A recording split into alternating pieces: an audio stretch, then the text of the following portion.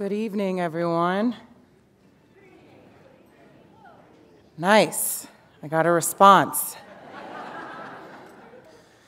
My name is Aja. I'm a poet originally from Brooklyn, New York, currently living in Little Haiti, Miami. And I'm honored to be here. This is my first time in Santa Fe. And I'm grateful to be introducing the incredible powerhouse that's about to come up to this stage. I'll begin with what I wrote. Some of it's scattered, so here we go. At a time where so many are at a loss of language, self, identity, and listening, here we transport to a portal of transportation, of transformation, where we give ourselves permission to be wrong, to not know everything, to learn a new tongue for who we become in our unlearning. Here is a time that demands us awake and truthful. I come to you from Miami, witnessing how little a dollar seems to go in Santa Fe. Art feels so sad here, like slaves shipped in close quarters for people who have no idea of its worth. Art has become a morsel of itself in this America, a commodity, an indulgence, a privilege of the few.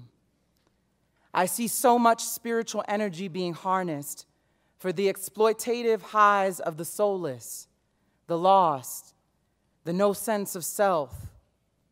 Who are you, America, and who will you become?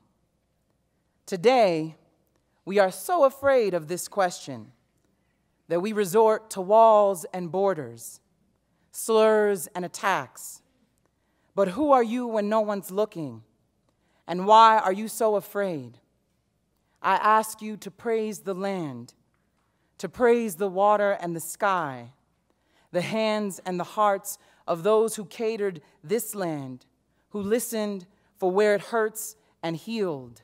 I ask you to listen, to praise the stitching, to be more than costume. Who listens to the hands? Art is a gift, an exchange of gifts and blessings. Instead, the spirit of death lingers in decoration and all around our trophy hunts. And so tonight, I beg of you, listen. Listen to a woman. Listen for the machete scraping, chiseling a song with her pen.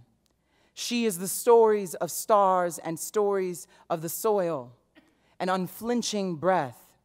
She is the salt that wakes the dead, a silence that ushers in the imagination of the cosmos, the magic of meaning, painting the lay of the land, healing earthquakes, what survives the rubble, a fluttering lantern in the night, her father's child, her mother's daughter, the woman she raised her to be, born of the other Haiti, beauty, sunrise, and bare feet on sand, soccer on the shore as the sun sets, fried fish and pickles, the music and the art of surviving, the spiritual reach of memory, engaged testimony, words with wings that pierce the storm, to shield us on worried days.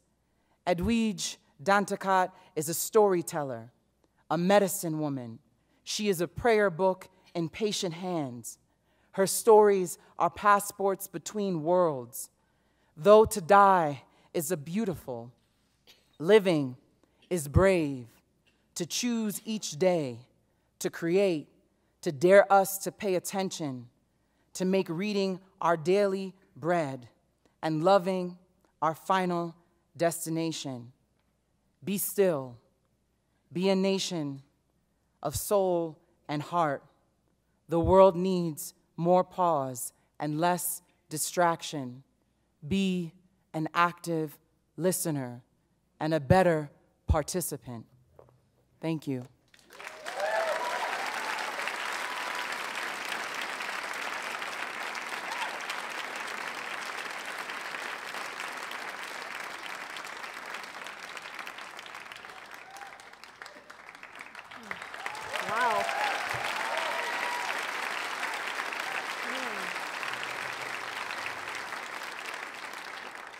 Bonsoir. Good evening. I should just go home now, right? I feel that was like a blessing from the ancestors, a blessing from the air. Thank you so much, Aja. Thank you so much. Aja is a powerful poet and activist in our community and in the world, and I'm so honored that she agreed to share the stage this evening with me. I want to thank the Lannans for this series and these great pairings that they make possible. My relationship with the Lannans, I think, began in 2004 when I received one of their fiction fellowships. And then in 2005, I visited here to do this series when my daughter Mira, who turned 14 on Monday, was 8 months old. So it's been a while. I also want to thank Christy Davis and Ana Maria Moreno for all the arrangements and all their patience, and I want to thank all of you for coming to hear us tonight. I will read two pieces. One is new work, and one is less new work, and both happen to involve the sky, because when I told friends and even random inquisitive people in the airport that I was coming here, they kept saying, "You're going to big sky country." So I thought I would read about the sky, if not this particular corner of it, but my corner of the sky. The first piece is fiction. It's an excerpt from a short story called Without Inspection, from a story collection that I have coming out in August called Everything Inside.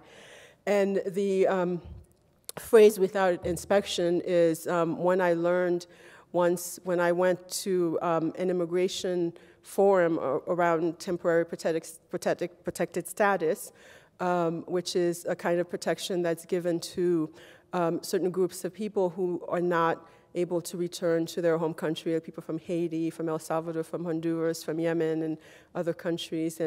And all of these protections, as in the environment that we live in now, are in danger, or some of them have been eliminated and are being kept alive by court battles, from court battle to court battle. So when I went to this forum, the lawyers kept mentioning this expression "without inspection." And without inspection basically means you've entered the United States and you didn't go before an immigration official, so it's as if you are not here at all. So a bit of context for the story. And when I first moved to Miami, Aja and I are both live in Miami, in Little Haiti. And when I moved there about 16 years ago, two things kept surfacing on the news on a regular basis. There were boats coming ashore filled with people either from Cuba or Haiti. And then there were construction workers who were falling out of the sky while building skyscrapers or very expensive hotels that they would never be able to afford to live in. So Without Inspection also emerged out of the pairing of these two things. And it's also a love story between two people who encounter each other one day when one walked out of the sea. So this is from Without Inspection. It took Arnold 6.5 seconds to fall 500 feet. During that time, an image of his son, Paris, and Paris's mother, Darlene, flashed before his eyes.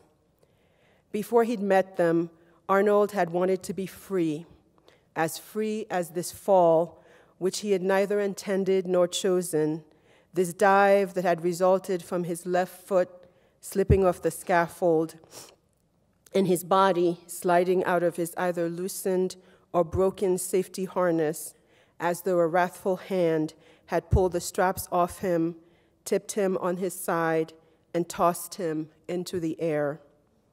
Then his body, attempting to regain some control, had corrected the angle at which he had begun falling, so that he was now plummeting head first towards the ground. He was still falling, faster by the second. The wind felt increasingly resistant, each gust a heart blue veil to pierce through, even as the ground rose to meet him. His body veered further left, and directly below him was an open cement mixer chute attached to a truck, the kind that always looked like a spaceship to him. He had been looking down at the cement truck a few hours earlier as he sat on the scaffold eating his breakfast. Darlene liked for him to hit it home with her in Paris, but he was always in too much of a hurry to do it, except on the rare Saturdays and Sundays when neither of them had to work. During the week, he drove her to the Haitian restaurant where she was a cook. Then he dropped Paris off at school. By the time he got to the construction site, he had only a few minutes to buy a guava pastry and a cup of coffee from a food truck. Darlene had been the only person sitting on the beach in the pre-dawn light, the morning that he, 9 other men, and 4 women were ditched in the middle of the sea and told by the captain to swim ashore to Key Biscayne. All of the others had drowned. They could not swim. Their bodies might eventually wash up on the beach, just as his did, except that he was still alive and was sitting on the sand, just looking at her. She too was staring back at him, and then he heard the sirens, and he began pleading, "Aidez, aidez, help me." She moved in and said, "En allez, let's go." "If you stayed, they would have taken you to the jails for people like us," she said, once they were inside her small, white dented car. People like us? What did she mean by people like us? He wanted to ask her a dozen questions, but he was thirsty, so very thirsty, just as he was now, as he was falling. "Where should I take you?" she had asked him.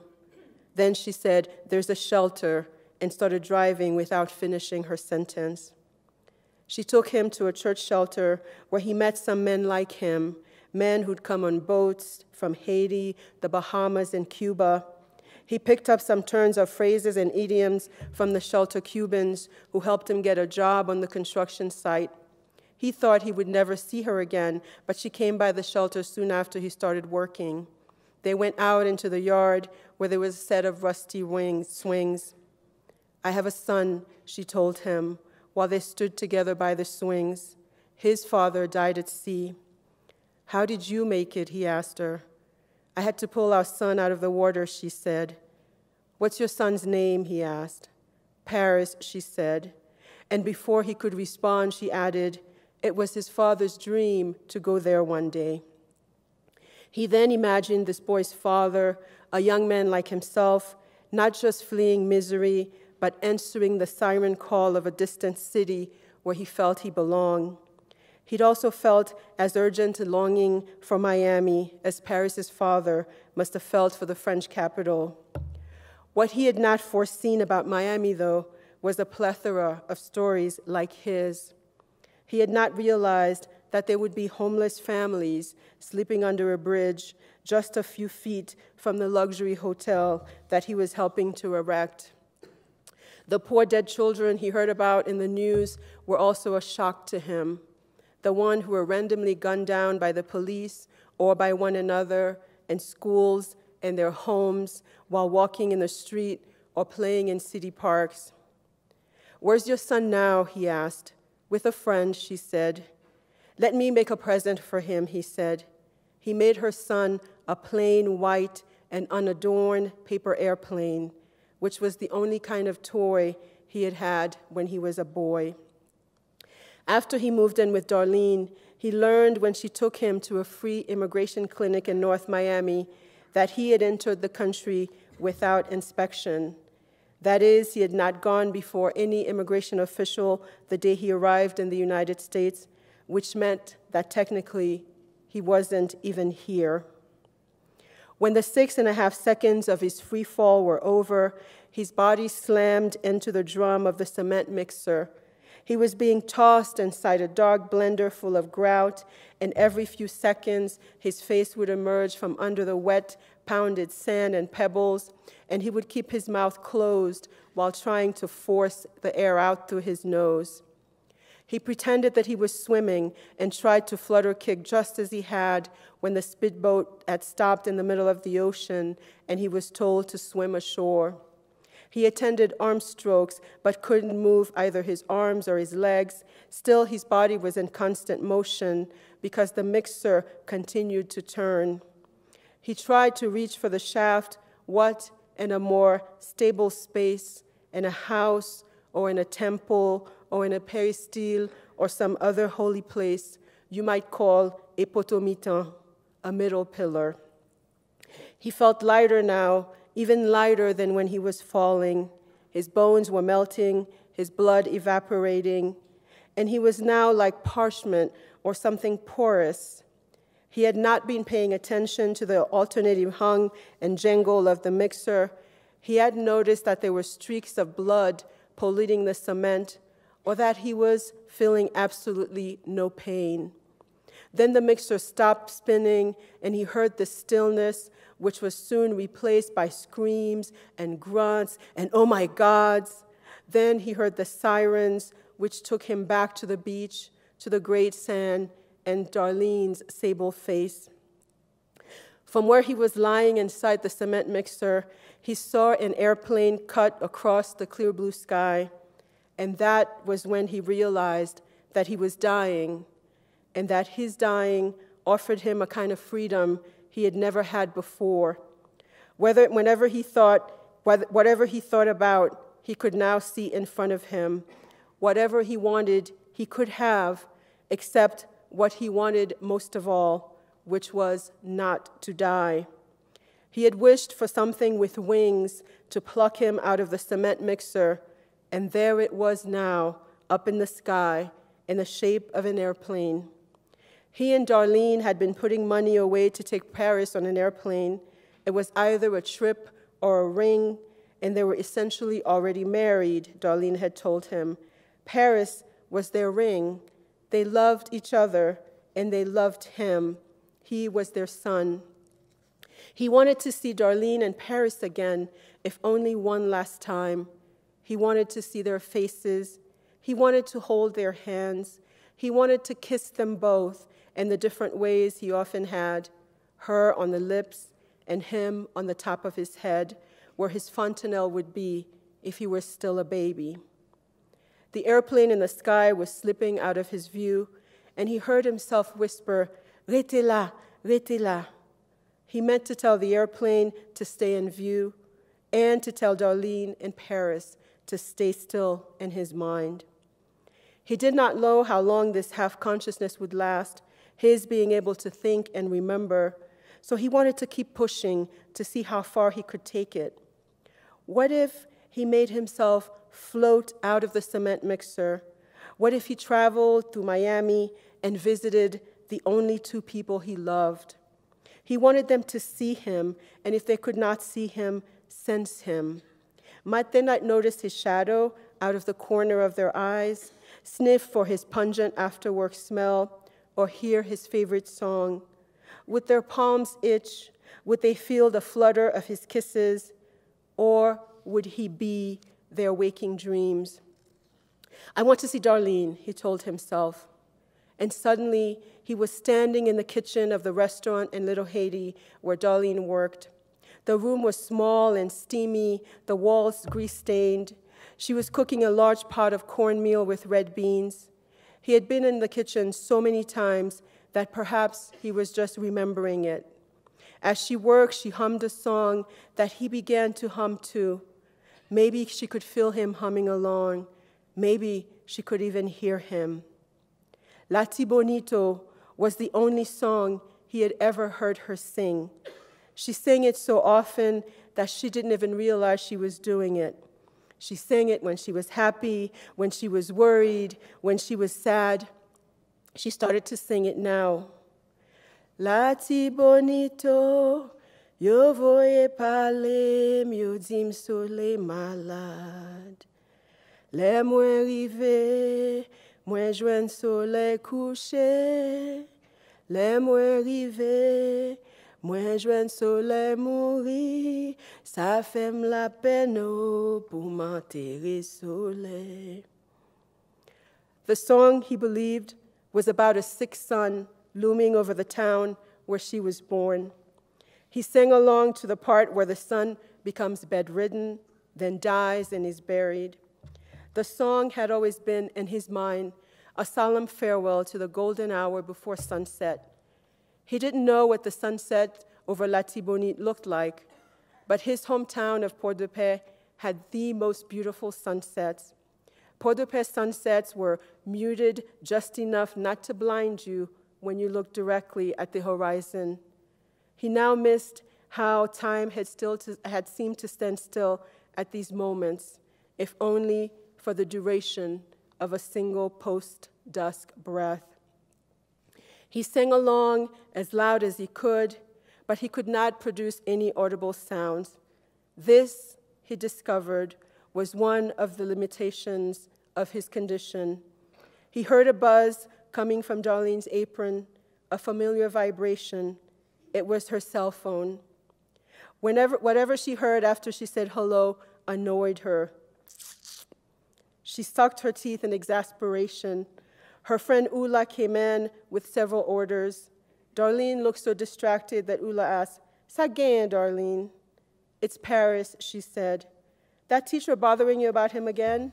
Ula asked. Arnold did not know how long he had, so he said Paris's name and hoped that it would be interpreted as a desire to see the boy. It was morning recess at Paris's school. Paris was sitting alone in a corner between two bookshelves, making boats out of some sheets of paper that the teacher had given him. Arnold and Paris had gone from making paper airplanes together to making paper boats. The other children were eating their snacks and chasing one another around the classroom. Paris did not even look up to observe the commotion. In Paris's classroom, Arnold crouched down next to the boy in the narrow space between the bookshelves. He tried to wrap his arms around Paris, but could no more feel the boy's body than the boy could feel his. He moved his head close to Paris's and pressed his mouth against the boy's right ear and shouted so that he might possibly be heard. "Paris, my son, one day you will go to the other Paris. You will have a family, and you will fly in a real airplane." Arnold looked for a sign that the boy heard him or even felt his presence, but he saw none. Paris was now on his 8th paper boat. He was folding lengthwise, then at the corners, repeatedly. "Goodbye, Paris," Arnold mouthed in the boy's ears. "Please love your mother forever." Then Arnold smiled as the boy reached up and flicked the ear he was shouting into, as though something small, like a buzzing mosquito, had grazed him there. Paris disappeared, or maybe it was Arnold who disappeared. He was back at the construction site, not wounded, but whole, just as he had been when he left home that morning. Arnold was still wearing his bright orange overalls and matching hard hat. The site was closed down. News trucks with extended antennas were lined up across the street, and reporters were interviewing both his co-workers and a few passers-by, some of whom claimed that they had seen him fall. There were cell phone videos of him falling, taken from different angles, playing on the midday news broadcast. Some people had filmed him from the ground. Others had recorded him from their terraces and balconies. He looked, in the quickly assembled collage of these recordings, not like a person, but a large object plummeting. He was moving too fast to be identifiable as a human being when the footage wasn't in slow motion. The lightness returned, that airless sensation of his body evaporating. Darlene and Paris were fading too. They were becoming distant longings, silhouettes, shadows fading on the ground. There are loves that outlive lovers. Some version of these words had been his prayer as he fell. Darlene would now have 2 of those. He would also have 2, Darlene and Paris. He would keep trying to look for them. He would continue to hum along with Darlene's song.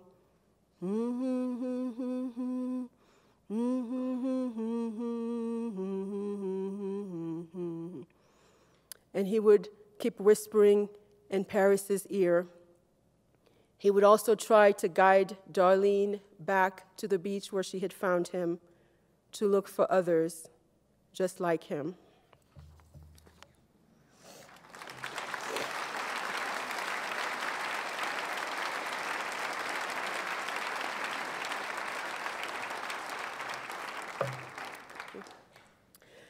The second bit I'll read, and then we'll have our conversation, is from my most recent published book, is The Art of Death, Writing the Final Story. After my mom passed away, you get a lot of books if you're a writer and your mom passes away. And you get a lot of C.S. Lewis. But I felt like I wanted to, and there's a lot of dark humor in my family, so my brothers, I wrote a memoir when my father passed, and my uncle who raised me in Haiti and my father both passed away, called Brother, I'm Dying. So my brothers kept saying, please don't write Sister, I'm Dying, please don't write Sister, I'm Dying. So, but I wanted to write about my mom, but I felt like I needed to write about her, even though she's always told me, don't ever write about me, don't ever write about me. So I broke this promise. And so this piece is called A New Sky, and it deals with a prayer I had to write soon after my mom died. So it's pretty self-explanatory. So, A New Sky. I will one day transition, like Aja, to like electronics, but I'm 50. A few months after my mother died, I was asked to write a prayer for the panel I was participating at the Penn World Voices International Writers Festival in New York. I had procrastinated for as long as I could until the morning when I was supposed to send the prayer in so it could be printed in a small book that would be distributed at the event. I grew up in houses where we prayed all the time, first at my minister uncle's in Haiti, then with my parents and brothers in Brooklyn. Yet it was hard for me to write a prayer. This is in part because I believe prayers are meant to be private, since they often reflect our most vital desires. I used to tell myself that writing is a kind of prayer, that silence can be prayer, that even children are prayers, living and growing prayers, that love is the most powerful prayer of all. Yet the prayer I ended up writing was inspired by my mother.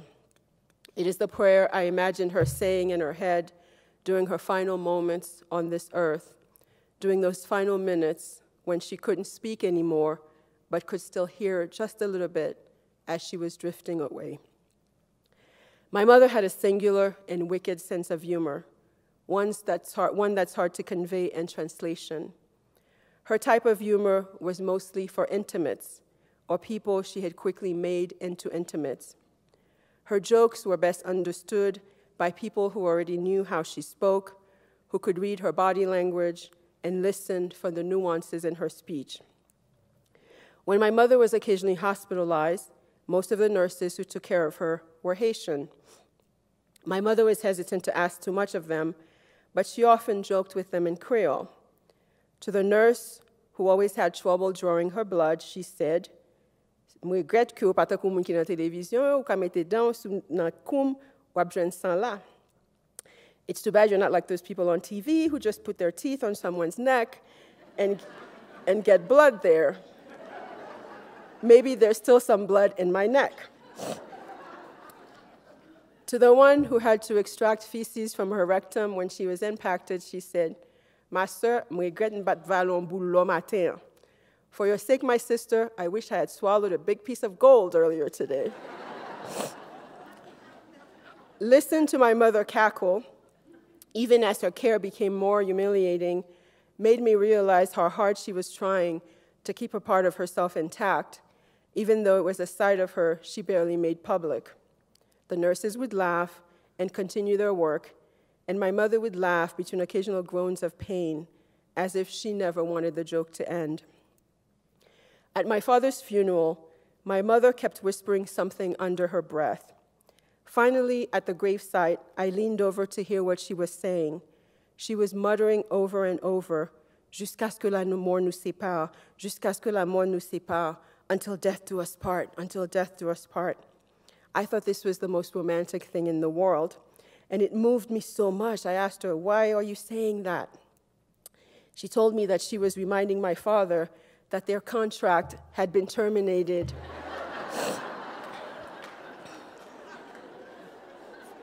That she had only signed up for until one of them was dead, and that she didn't want my father to come back and bother her. This is why I know my mother will not haunt me. She will not be a ghost because she was afraid of ghosts. My mother wouldn't have been funny in English, or maybe she would have been. Even though she'd lived in the United States for decades, her English sounded like a newly arrived immigrant's English. Part of it was shyness. The other part was her lack of practice. There was not much English spoken in the factories where she worked. Everyone there had come from someplace else. My mother was embarrassed to speak English in other settings as well. She worried that she wouldn't be understood. Her English was hesitant and inadvertently curt. She used as few words as possible, as though trying not to squander them. I gave her a few more English words than she might have used in this prayer. I tried to bring in her humor too. I called my mother's prayer a new sky. This is the prayer. Dear Lord, or ancestor, or guiding spirit, but my mother probably would have said, Dear God, please let this be my final prayer, my very, very final prayer. Let there be no more need for me to ask anything else of you and of the shaken and troubled but beautiful earth. Let this be the last time I think of you before we see each other face to face, light to light, wind to wind, sky to sky, or however we will be. I can't wait. I can't wait to see what I will be, what colors, what shade, what light pillar, what rainbow, what moonbow, what sunbow, what glory, or what nouveau ciel, or what new sky. Let me now accept all of this as I have already accepted this world and all that it is and has been. And please let the world go on. Let the sun still rise and set. Let the rain still fall, quiet and soft at times and hard at other times. Let the oceans be still or roar as they always have. Let the world go on as it always has, so that my children will know that only my spark has dimmed and not the entire world. Let my children remember me, both the good and bad of me. Let them not forget one thing about me that could help them be one better woman and 3 better men. Please let the pain racking my body stop. Let it stop right now. Let my lungs stop aching. Let my breath stop sounding like hammers in my ear. Let me not say anything hateful at this final hour. Please make my daughter stop crying. Let it be a sunny day when they bury me. And please let my children find the $500 I left in the tin can in the freezer. I should have told them about that when I still could. Don't let them throw out my good blender either. All it needs is a new blade. Okay, maybe you can make my children forget all the times I spanked them. There might not be much to be gained from that. Let them say nice things about me at my funeral, things I have never heard them say before, things I would never imagine them even thinking about me, things that would have nothing to do with being spanked. Don't let them go on talking for too long at the service, though. Please let them shut up when it's time. And let them know that I have always been praying for them like this, silently in my head, and that if it's at all possible, I will never stop praying for them like this, silently from somewhere else. Please remind them that none of us have all the time we think we have in this troubled but beautiful world. Let them not bury me in some ugly dress. Guide them to my good wig. I really should have told them where it was when I still could. Let them not be talked out of a closed coffin. I now only want you to see my face. And please, please, let my children survive this. Let them survive this. For I will not just be their mother now. I will be their light pillar, their rainbow, their moonbow, their sunbow, their glory, their nouveau ciel, their new sky. Thank you.